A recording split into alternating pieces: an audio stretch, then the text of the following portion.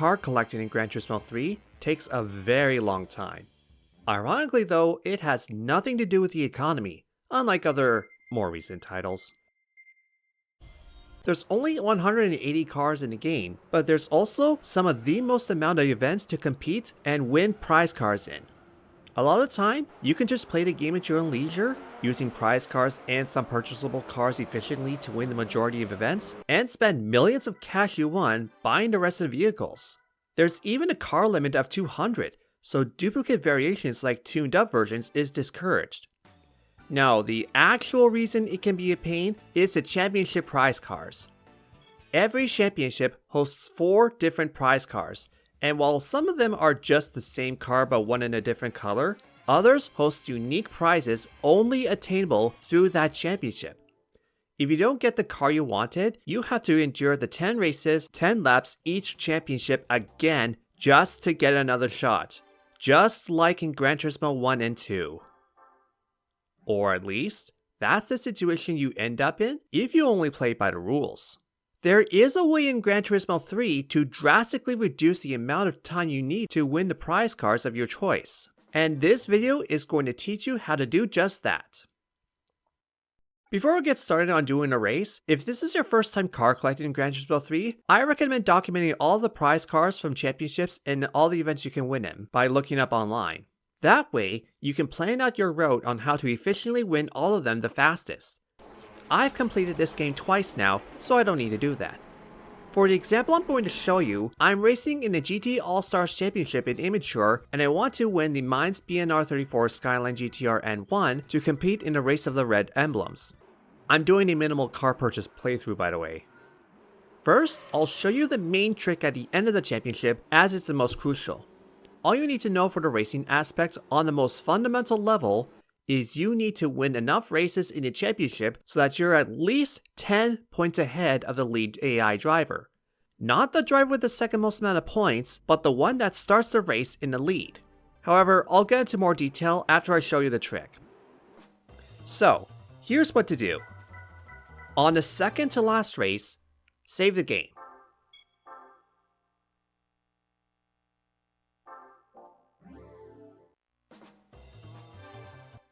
Start the final race, but as soon as you do so, pause the game and exit. You'll be taken to the results screen. Click on Next, and as you can see, even by quitting that race, you won the whole championship. You'll then be taken to the prize car wheel of 4 cars.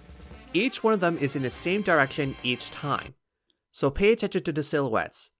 As I said, I want the Mine Skyline, and it looks like it'll either be the top or bottom one. Darn, I got the Ray Brake NSX. Not what I wanted. Once that happens, exit to the first menu, press down twice to click on Load the game. Once you do, you'll be taken to that second to last race. This is why you need to save your progress on that race. This eliminates the need to do the championship all over again if you didn't get the car you want. It's especially useful in a professional league, as those events take an excruciatingly long time. Oh, the bottom skyline is a Nismo R-Tune. Better try again.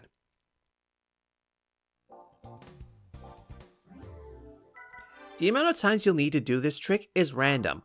Sometimes you'll get it in 2 to 3 times, sometimes well over 20. I must admit it has happened to me more than once. In my main file, I wanted to get the Nissan R390 GT1 via the Gran Turismo All-Stars in Professional, and it took what felt like forever. It sucks when it happens, but that's how it is. And it still cuts off lots of time, as I said. Resetting the console if you don't get the car you want is a viable option too. It's slower, but it does change at the pace, and I don't know if it's just me, but it felt like it also changes the flags in the game's code to change up the chances. Whenever I'm stuck doing it for a very long time, like with the R390, that's exactly what I do. Nice! I got the mines. As that happens, go to your garage or the first menu and save the game.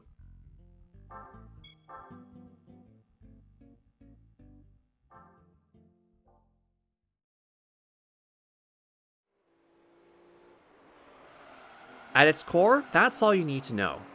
However, I've been prize car grinding this game for years to the point where I've developed a ton of knowledge on how to optimize my time spent doing it. So I'll spend the rest of this video talking about that. So, in a championship, each position rewards you with a certain amount of points. From top to bottom, 10, 6, 4, 3, 2, and 1. If you retire a race, you earn no points. However, the points affect the starting grid as well. So as you can see throughout the championship, the Castrol Mugen NSX is consistently the fastest AI driver, so it keeps getting 6 points. However, it starts the race in second, while the Corvette Vivar starts in first. I skipped the test course race because...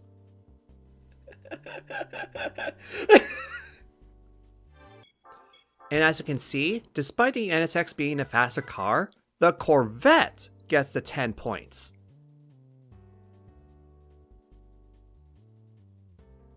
Skipping races using this knowledge is one of my favorite things about prize car grinding. Most of the time, you'll only be able to skip 2 races before the final one in a 10-race championship. If the fastest AI driver is also the lead one, you can only skip 1. If the stars align, however, and you get a situation where the lead and second place driver are really slow, or just love pitting, you can skip 3 races. It's usually best to skip Test Course and Special Stage Route 11 or Grand Valley, as those take the longest to complete. There's also some 5-race championships, and the Dream Car Championships hosts 7. The majority of the time, you'll have to do all the first 4 races there, as there's not enough races to give you at least a 20-point lead for any of the lead AI drivers, apart from the slowest. I actually got lucky in this attempt at the Type R meeting, however. Don't worry about skipping races for 100% completion. You can always go back to those races with a faster car later, such as the Toyota GT1 for test course races. Lastly, for repeating championships, pretty obviously, any one of the F1 cars is recommended for faster lap times. I recommend doing all the endurance races so that you can guarantee at least one F1 car. Even if you don't get any in any of these races, you'll still guarantee an F094H for completing all of them. Or whatever the European... You know what? I'm just going to look that up. Okay, so Polyphony 001 in a PAL version. Good to know. This mileage counter speaks for itself. That's gonna do it for now. There's still more that could be said about prize car grinding, but by that point, I think I'll just bore most of you with maths upon maths of info, most of which I need a refresher on anyways. Have fun!